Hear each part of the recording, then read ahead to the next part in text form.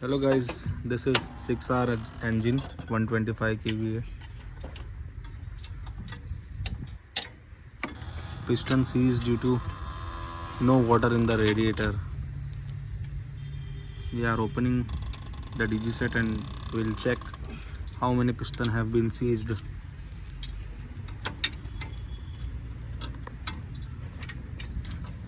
As you can see, the process has started.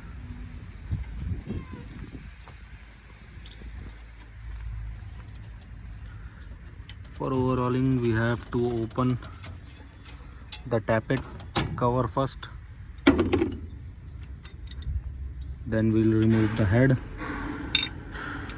and after removing the head we will know how many pistons have been seized.